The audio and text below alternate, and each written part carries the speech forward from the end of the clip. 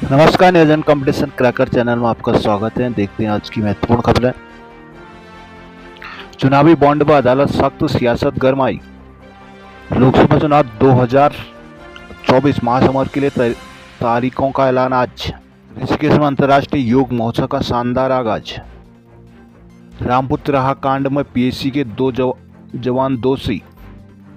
चुनावी बॉन्ड के बारे में लेकर जानकारी को शुक्रवार ने सुप्रीम कोर्ट से फिर सख्ती दिखाई। वहीं इस पर सियासत ने भी जोर पकड़ लिया। कोर्ट ने एसबीआई को फटकार लगाते हुए कहा कि बैंक खरीदे गए बनाए गए चुनावी बॉन्ड के यूनिक नंबर का खुलासा करने को सूचीबद्ध है, उसे ऐसा करना होगा। दूसरी ओर कांग्रेस नेताओं ने भाजपा पर जोरदार हमला कर पार्टी अध्यक्ष मल्लिकार्जुन खड़गे, पार्टी महासचिव जयराम रमेश, राहुल गांधी समेत कई नेताओं ने आरोप लगाया कि भाजपा ने दबाव बनाकर कंपनी से चंदा हासिल किया है। भाजपा की ओर से निर्मला सीतारमण ने आरोपों का खंडन किया है।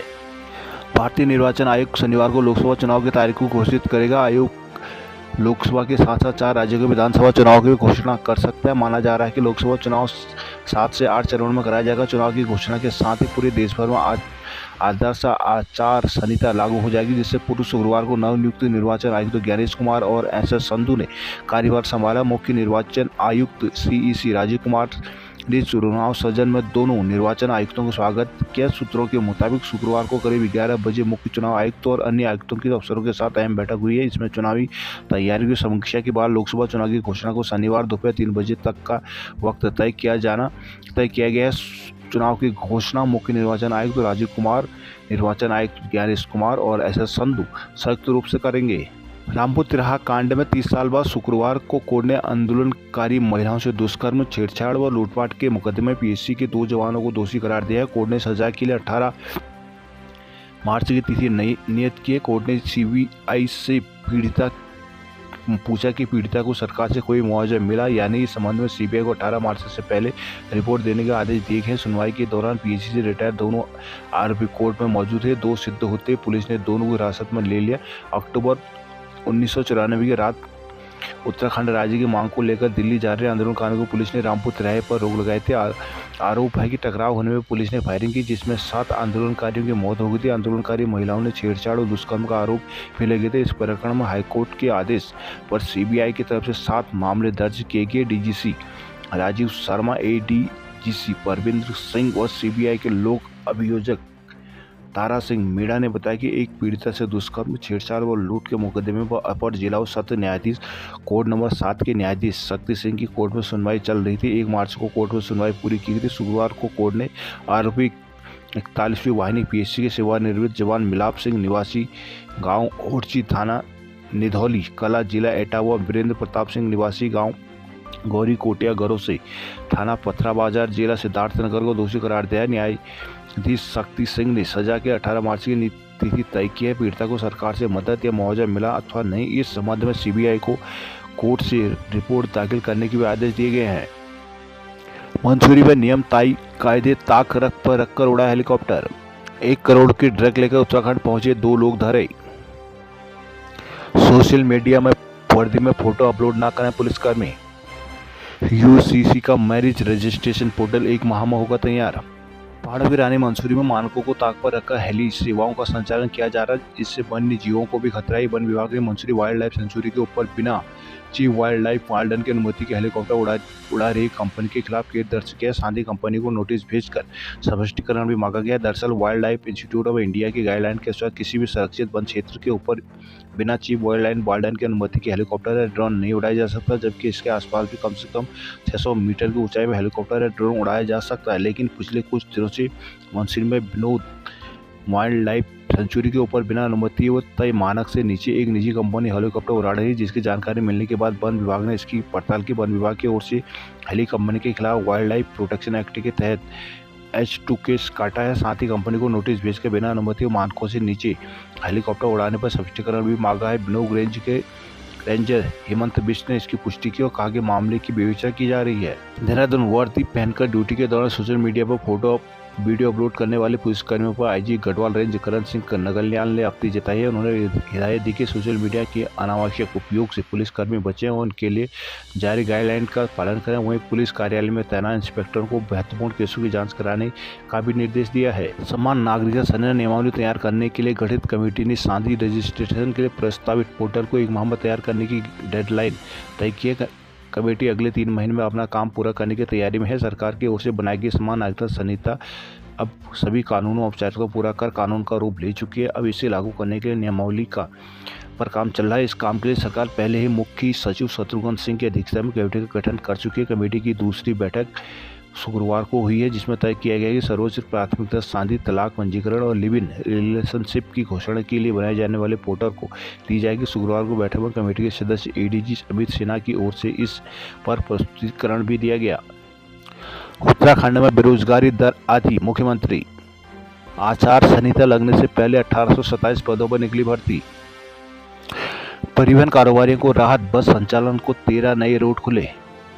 मुख्यमंत्री पुष्कर सिंह धामी ने कहा है कि सरकार बेरोजगारों के लिए रोजगार का सृजन कर रही है, जिससे राज्य में बेरोजगारी की दर आधी हो गई है। उन्होंने कहा कि आगामी 25 से 30 सालों को ध्यान में रखते हुए राज्य के ढांचे को मजबूत किया जा रहा है। उन्होंने जसपुर के ग्राम भोगपुर में हाईस्कूल को उच्चीकृत कर इंटर कॉलेज बनाने व वकीलों की मांग पर जसपुर में चैम्बर बनाने की घोषणा की। उन्होंने नरेंद्र मोदी को तीसरी बार प्रधानमंत्री बनाने के लिए अजय भट्ट को फिर से सांसद बनाने का लोगों से वादा किया। सीएम धामी शुक्रवार को मंडी समिति परिसर में लाभार्थी सम्मान समारोह को संबोधित कर रहे हैं। उन्होंने कहा कि प्रदेश भर में स्कूल, कॉलेज, सड़क, अस्पताल, जल विद्युत परियोजनाओं सहित अन्य योजनाओं पर भी काम चल रहा है। राज्य के 13 बिजनेस मोटर रोड पर रोडवेज के साथ ही प्राइवेट ऑपरेटर भी अपनी बसें चला सकेंगे। सरकार ने गढ़वाल मंडल के 7 और कुमाऊं मंडल के 6 विभिन्न रूटों को प्राइवेट ऑपरेटर के लिए भी खोलने की मंजूरी दे दी है। पिछले साल 27 मार्च 2023 को सरकार ने 14 विभिन्न रूटों के लिए अधिसूचना जारी की थी। आपत्तियां मांगी गई थी। लंबी सुनवाई के बाद केवल हल्द्वानी नैनीताल रूट को रोकते हुए बाकी सभी को निजी ऑपरेटर खोलने की अनुमति दे दी गई। शुक्रवार को सीएम पुष्कर सिंह धामी ने इस प्रस्ताव को मंजूरी के बाद परिवहन सचिव अरविंद सिंह हयांकी ने इसकी अधिसूचना जारी कर दी है। चमोली जिले के 8 स्कूल पीएम श्री योजना में शामिल। चिन्याली सौण में ओपन जिम पार्कों का किया लोकार्पण।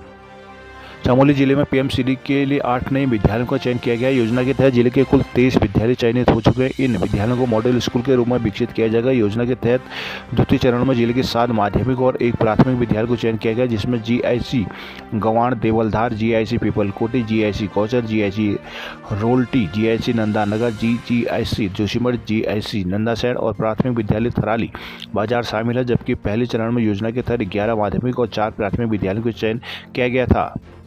गैरसैंण में कांग्रेस का चुनाव पर मंथन। उत्तरकाशी आंगनबाड़ी कार्यकर्ताओं ने गंगोत्री हाईवे किया जाम। उत्तरकाशी में मानदेय बढ़ाने सहित अन्य मांगों को लेकर आंगनबाड़ी कार्यकर्ताओं ने शुक्रवार को आंगनबाड़ी कार्य आधे घंटे तक गंगोत्री हाईवे कर केंद्र व राज्य सरकार के खिलाफ प्रदर्शन किया। कार्यकर्ताओं ने कहा कि यदि जल्द मांगें पूरी न की गई तो उग्र आंदोलन करने को विवश होंगी। मानदेय बढ़ाने की मांग को लेकर आंगनबाड़ी कार्यकर्ता और सहायिका मिनी कर्मचारी संगठन के कार्यकर्ता गत 21 फरवरी से आंदोलित हैं। प्रदर्शनकारियों ने संगठन की जिलाध्यक्ष विजय लक्ष्मी विक्रमा, भारती बचना देवी, सुचित राणा आदि शामिल हुई। नैनीताल हाईकोर्ट ने आउटसोर्स और संविदा कर्मियों का मांगा डाटा। उत्तराखंड हाईकोर्ट ने राज्य सरकार से प्रदेश भर में सभी विभागों में कार्यरत आउटसोर्स संविदा सहित दैनिक वेतन कर्मचारियों का डाटा इकट्ठा कर कोर्ट में पेश करने को कहा है, ताकि इनके हित के लिए कोई योजना बनाई जा सके। डाटा देने के लिए सरकार को 3 सप्ताह का वक्त दिया गया। वन विभाग में कार्यरत संविदा कर्मियों को न्यूनतम वेतनमान देने और उन्हें नियमित किए जाने को लेकर दायर याचिका पर सुनवाई करते हुए कोर्ट ने निर्देश दिए। मुख्य न्यायाधीश न्यायमूर्ति ऋतु बाहरी और न्यायमूर्ति राकेश थपलियाल की खंडपीठ में मामले के अनुसार वन विभाग में कार्यरत संविदा कर्मचारियों ने उच्च न्यायालय में याचिका दायर कर की थी, जिसमें कहा था कि वे पिछले कई वर्षों से विभाग में कार्यरत हैं। उन्हें न तो नियमित किया जा रहा है, न ही न्यूनतम वेतनमान दिया जा रहा है। पूर्व में उच्च न्यायालय के एकल पीठ ने इन कर्मचारियों के हित में फैसला देते हुए कहा कि उन्हें न्यूनतम वेतनमान दिया जाए और नियमित किया जाए। सरकार ने इस आदेश को खंडपीठ में चुनौती देते हुए कहा कि उनके पास ये पद स्वीकृत नहीं है। धारचूला में क्या 91 बाहरी व्यापारियों का पंजीकरण रद्द। धारचूला नगर में व्यापार कर रहे बाहरी लोगों के वर्ष 2000 से पूर्व से कारोबार करने संबंधी प्रमाण पत्र देने का समय पूरा गया है। चिन्हित 91 व्यापारियों प्रमाण देने में नाकाम रहे। व्यापार मंडल के सभी के पंजीकरण रद्द कर दिए गए हैं। एक बाहरी व्यक्ति ने तो दुकान भी खाली कर डाली। अन्य शेष व्यापारियों को व्यापार मंडल ने आज यानी शनिवार से दुकान न खोलने की हिदायत दी है। शुक्रवार को नगर के लोक निर्माण गेस्ट हाउस में व्यापार संघ अध्यक्ष भूपेंद्र थापा की अध्यक्षता में कोर कमेटी की बैठक हुई। इस दौरान चिन्हित 175 बाहरी व्यापारियों की ओर से दिए गए दस्तावेजों की जाँच की गई। थापा ने कहा कि कुल चिन्हित बाहरी व्यापारियों में 84 ने ही वर्ष 2000 से पहले कारोबार करने संबंधी प्रमाण पत्र प्रस्तुत किए हैं। चंपावत सीएम ने किया साइंस सेंटर का वर्चुअली भूमि पूजन। सीएम पुष्कर सिंह धामी ने गौड़ी में चल रहे साइंस सेंटर का वर्चुअली भूमि पूजन का शिलान्यास किया। साथ ही चंपावत के पहले सरकारी नशा मुक्ति केंद्र का भी उन्होंने शुभारंभ किया। सीएम ने कहा कि चंपावत तेजी से आदर्श जिले की ओर कदम उठा रहा है। शुक्रवार को सीएम ने 55 करोड़ 53 लाख रुपए की लागत से बन रहे विज्ञान केंद्र की नींव रखी। सीएम ने कहा कि उत्तराखंड विज्ञान प्रौद्योगिकी के क्षेत्र में उत्कृष्ट राज्य बने, इसके लिए सरकार निरंतर कार्य कर रही है। उन्होंने कहा कि चंपावत को विज्ञान केंद्र राज्य में देहरादून और अल्मोड़ा के बाद तीसरा विज्ञान केंद्र होने जा रहा है। सीएम ने कहा कि वैज्ञानिक सोच और नवाचारी प्रवृत्ति से देश व राज्य में विकास की रफ्तार तेज होगी। यूकास्ट के महानिदेशक प्रोफेसर द्वितीय पंत और उनकी टीम को शुभकामनाएं दी। यहाँ सांसद अजय टमटा ने कहा कि चंपावत विज्ञान के साथ ही पर्यटक, कृषि और ध्यान सहित हर क्षेत्र में आगे बढ़ रहा है। अल्मोड़ा में छापेमारी पर भड़के व्यापारी। अल्मोड़ा होली पर्व को लेकर खाद्य सुरक्षा विभाग की छापेमारी व्यापारियों ने आक्रोश जताया। शुक्रवार को देवभूमि व्यवहार मंडल पदाधिकारियों ने डीएम से मुलाकात, छापेमारी के नाम पर व्यापारियों का उत्पीड़न का आरोप लगाया। मामले को लेकर ज्ञापन में सुबह चेकिंग के नाम पर जबरन परेशान करने पर आंदोलन की चेतावनी दी गई। ज्ञापन में कहा गया कि त्योहार का सीजन नजदीक आते सुरक्षा विभाग नकली खोया, पनीर आदि के नाम पर व्यापारियों का उत्पीड़न किया गया, जबकि अन्य दिनों तराई से यहां पहुंचने वाली नकली खोए आदि पर विभाग की ओर से कोई कार्रवाई नहीं की जाती। कहा कि विभाग को बाहर से पहुंचने वाले नकदी खाद्य पदार्थों को जिले में पहुंचने से रोकने के लिए लोधिया वेरिएंट में चेकिंग अभियान चलाना चाहिए। चेतावनी दी कि जबरन चेकिंग के नाम पर व्यापारियों का उत्पीड़न किया जा रहा है तो व्यापार मंडल विभाग के खिलाफ आंदोलन को बाध्य होकर व्यापार ज्ञापन सौंपने वालों में जिलाध्यक्ष मनोज सिंह पवार, नगर अध्यक्ष संजय शाह और भीमा पवार, कमल बिष्ट आदि शामिल थे।